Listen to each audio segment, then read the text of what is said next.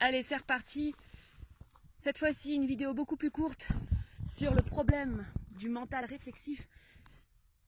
Comme je disais, je viens simplement de réaliser ce principe de base. Donc, j'en rajoute encore une couche parce que pour moi, c'est vraiment la base.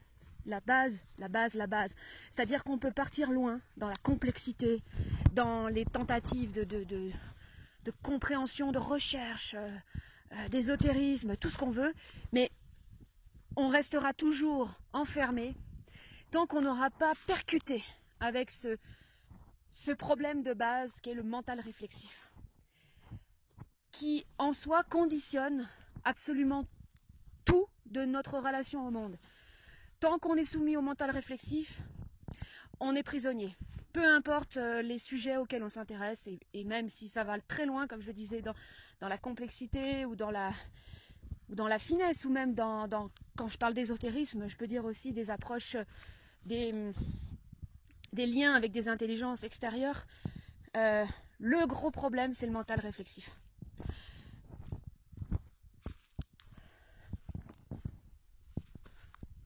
Où est-ce qu'ils vont? Ah bah vous le voyez là-bas?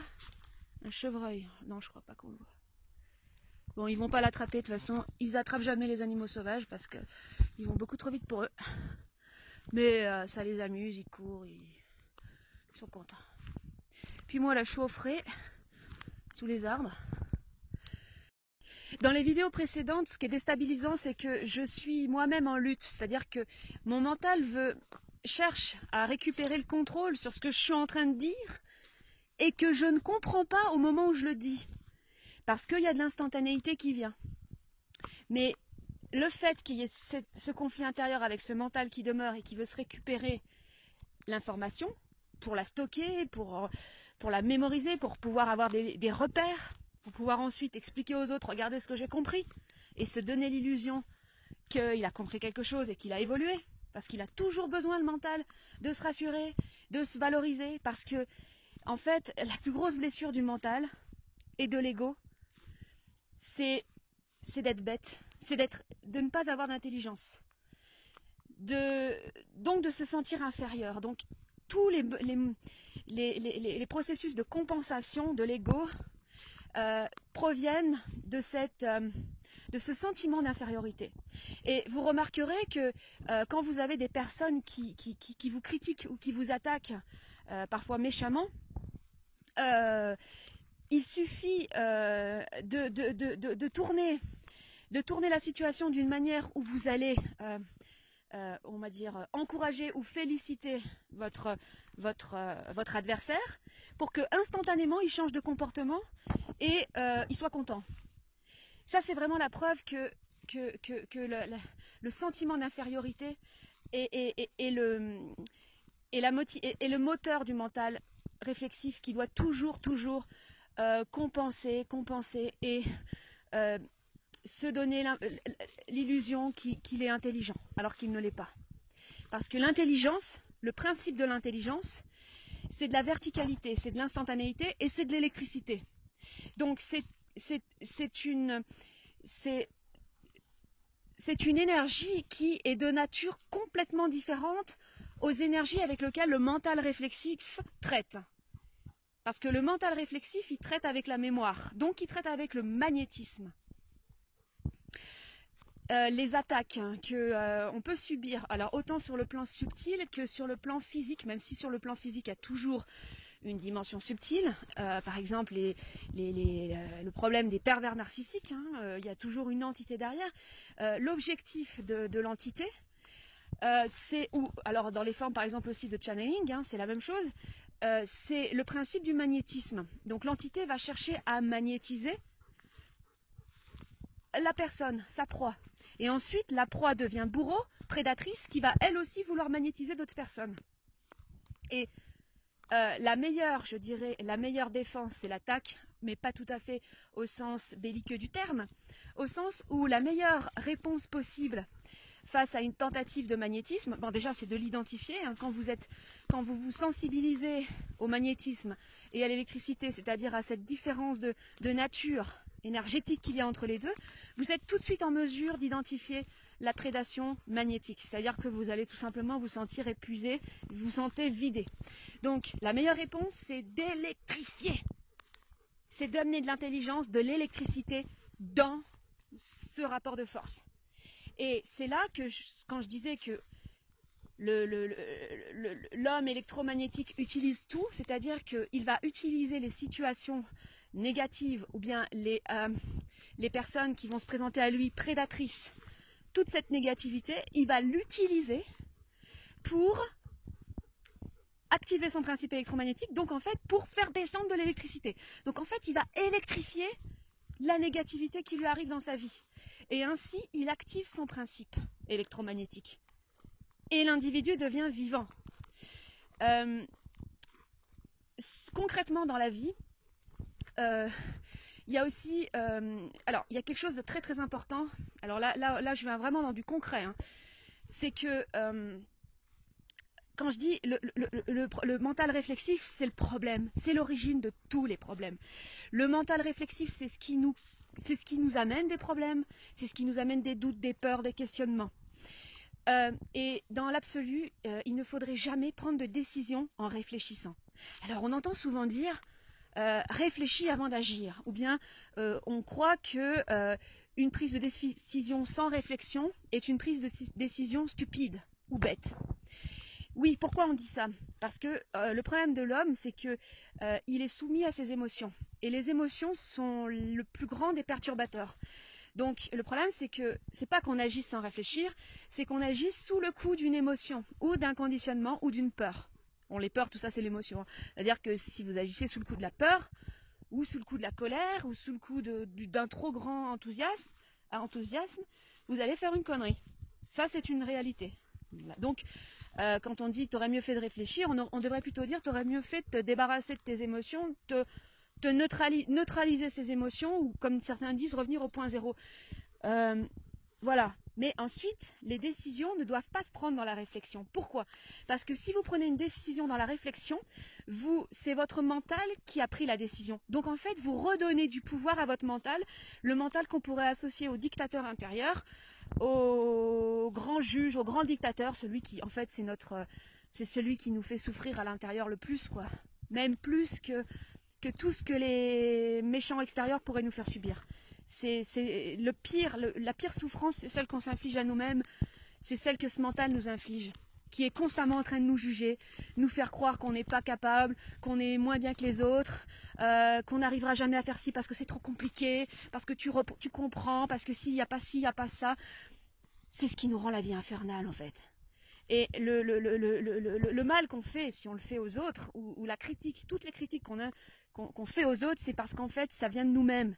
C'est la dureté qu'on s'inflige à nous-mêmes. Et quand on dit « prends soin de toi », on devrait dire « ne sois pas si dur envers toi-même ». Mais pour ça, électrocute, atomise ton mental. Électrifie-le. Il n'y a pas de formule magique, ou bien de thérapeute, ou de solution magique pour se débarrasser de ça, parce que ça doit être activé par l'individu. C'est un principe dynamique, c'est un principe actif. Si vous voulez électrocuter votre mental, il va falloir ouvrir sa bouche, quoi. Il va falloir s'activer. Mais s'activer, ça ne veut pas dire ouais, aller faire les courses à Intermarché, ah c'est bon, j'ai fait ma journée aujourd'hui, j'ai fait ci, j'ai fait ça. Non, s'activer, ça veut dire activer le verbe créateur, activer la parole.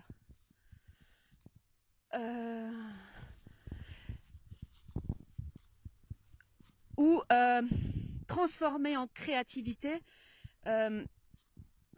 toute la négativité. Alors par exemple, moi le super exemple qui me vient, c'est la chanteuse Kenny Arcana. Parce que cette chanteuse, elle a une conscience en fait du monde, de l'absurdité de ce monde et de toute l'obscurité de ce monde. Et vis-à-vis de son vécu, elle a une grande colère en elle, une colère qui en fait, je ne vais pas dire une colère sainte, mais une colère normale, parce qu'en fait quand tu ouvres les yeux, tu peux que être en colère. Mais avec ses chansons, elle arrive à créer de toute cette obscurité une lumière encore plus grande. Quand on prend la chanson 5e soleil, enfin moi à chaque fois que je l'écoute, je ressens des frissons, je suis waouh, je suis sur le cul à chaque fois parce qu'on assiste vraiment à ce que j'appelle ce principe électromagnétique, mais ça c'est très conceptuel en fait d'une certaine manière. On assiste vraiment à cette transformation de l'obscurité, au fait d'amener de la lumière dans l'obscurité. Et c'est ça le principe créateur, hein, vraiment. Et c'est à chacun de développer son art, c'est pour ça que j'insiste, son art. C'est un art. Et c'est en forgeant qu'on devient forgeron. Je reprends un truc que j'avais lancé mais que j'ai pas abouti. Ah, j'arrête. Il y a quelqu'un qui arrive, je vais récupérer mes chiens. C'est drôle parce que j'ai été interrompue par le seul mec pas sympa du coin qui est terrorisé au fond de lui et qui a peur que les chiens lui transmettent le coronavirus et tout. Et qui veut à tout prix que les chiens soient tenus en laisse. Et voilà une super illustration. Bon, je l'ai pas filmé du coup. De ce mental de ce mental apeuré, terrorisé, qui supporte pas en fait des chiens en liberté parce que ça échappe à son contrôle tout simplement. Et puis alors de là, imaginer qu'un chien peut se transmettre le coronavirus, ça prouve vraiment que le mental est capable de toutes les fantaisies, de toutes les folies en fait, de toutes les absurdités, de toutes les irréalités possibles et inimaginables. C'est extraordinaire. Avec la peur, ce qu'on peut inventer. Enfin, quand je dis extraordinaire, bien sûr, c'est ironique. Pour donner un exemple plus concret encore de comment, je vais dire, se débarrasser de ce mental réflexif, quand je disais que il ne faut pas prendre de décision en réfléchissant parce qu'on offre au mental la possibilité de récupérer le contrôle sur la situation. Plus on réfléchit, plus le mental étend son territoire, colonise tout notre espace. Et si on fait un choix sous la gouvernance de ce dictateur intérieur, bah, on lui dit à ce dictateur, c'est bon, tu es mon maître. Et c'est exactement la même chose dans les situations, dans le couple, hein, par exemple, où les conflits proviennent dans la plupart des cas des conflits de dictateurs, de nos dictateurs qu'on a en nous, qui s'affrontent. Et donc, dans les situations concrètes, je vais donner une application. Alors, hier, j'étais à la boucherie et il y avait une file d'attente assez importante. Les gens, tous à 1 mètre de distance, avec le ruban adhésif pour bien séparer, comme si le virus, il allait respecter les lignes. Enfin bon, c'est extraordinaire. J'avais donc, je rentre dans le magasin et il y avait tout un choix de choses à acheter. Alors, qu'est-ce qui se passe en général quand on a un peu de temps d'attente? Eh ben, on va se mettre à réfléchir, tout simplement. On va regarder les produits. Ah tiens, je prendrais bien ci, je prendrais bien ça. Ah oui, mais alors attends, parce que s'il y a machin qui vient, il faudrait que je fasse ça. Puis oh bah tiens, lundi on pourrait faire un petit gigot, hein. Oh bah non, bah alors il faut que j'achète des patates, parce qu'avec le gigot, combien de temps c'est la cuisson de ça du gigot? C'est à 220. Attends, je vais regarder sur Google. À combien est-ce qu'il faut cuire le gigot? Ah, 175. Ouais, mais c'est vrai que mon four il chauffe pas bien, alors peut-être que je le mettrai plus. Voilà comment, dans une file d'attente, on peut s'occuper potentiellement. Parce que le mental va venir toujours quand... Il viendra, de toute façon il est tout le temps là, puisque les pensées ne s'arrêtent jamais, mais il est encore plus là quand il se passe rien. Il sera encore plus, il remplit encore plus l'espace vacant, parce que son but c'est toujours boucher les trous, boucher tous les trous possibles. Et le problème c'est que comme on bouche les trous avec notre mental réflexif, bah il n'y a plus rien qui passe, il y a plus d'information réelle qui passe. Parce que quand je disais l'information réelle, c'est de la verticalité, c'est ce qui vient d'en haut. C'est comme l'éclair, c'est ce qui vient percuter, électrocuter, ça vient d'en haut. Et si vous avez une grosse couche qui en empêche, un gros dôme, un gros effet de serre de mental réflexif, mais il n'y a rien qui passe. Ou alors il faut qu'il y ait des chocs très importants. Et si on pouvait s'éviter les chocs, sérieusement, ce serait mieux. Donc c'est pour ça que, pour moi là je dis ce que je dis, c'est très important, c'est que plus on prend conscience de ça, plus on s'évite des chocs. Parce que on se rend disponible à ce qui est réel. Et voilà. Euh, ah oui, alors il y en a qui peuvent penser que ce que je dis, que je suis dingue, que je délire complet.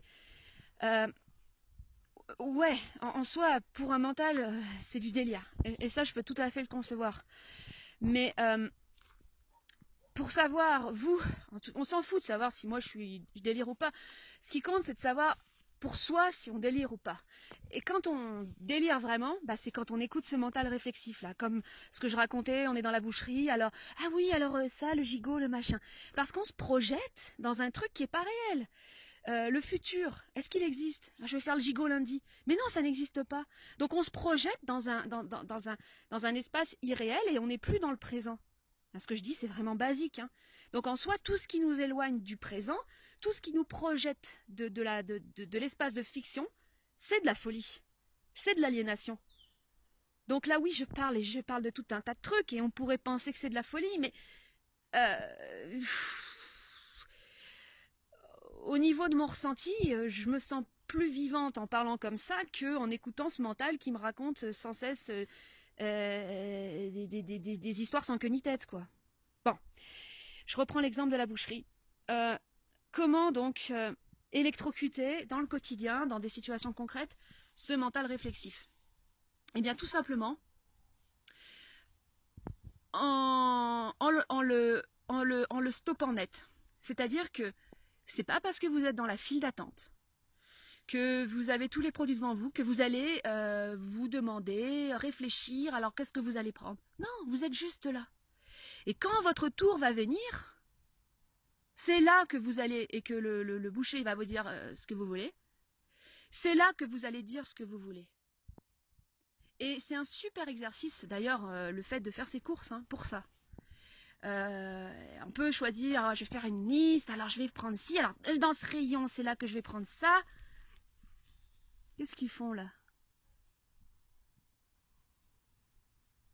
Ouais, fausse alerte. Ah, loupiote, loupiote, loupiote. Je sais pas si c'est un chien qu'ils ont vu ou un animal, on va dire que c'est. Alors, ils supportent pas l'inertie aussi. Là, je suis restée trop longtemps sans bouger. Donc, du coup, ils contrebalancent avec un gros coup de speed. C'est normal. Et donc, vous faites vos courses. Donc, le boucher, il vous demande ce que vous voulez. Et là, au moment où il vous le demande, vous pouvez tester cette instantanéité. C'est-à-dire que vous allez répondre, mais sans le réfléchir.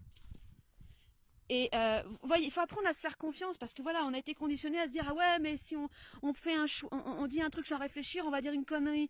Donc après, le problème c'est que du coup, on va avoir tendance à stresser, à avoir peur et à balbutier, à bégayer.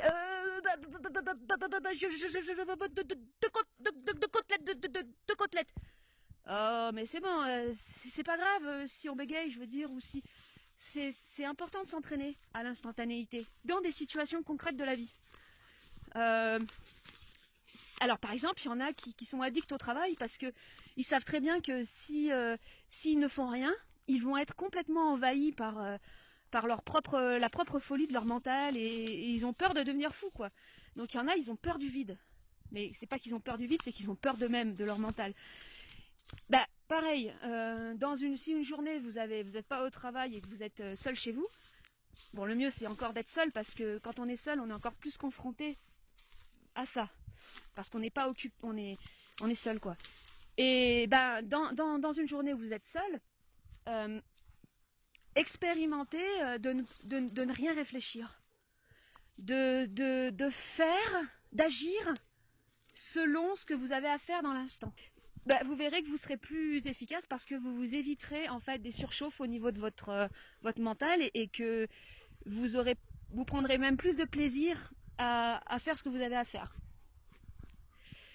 Voilà, bon, c'est fini pour ces deux résumés assez courts. Voilà, à la prochaine.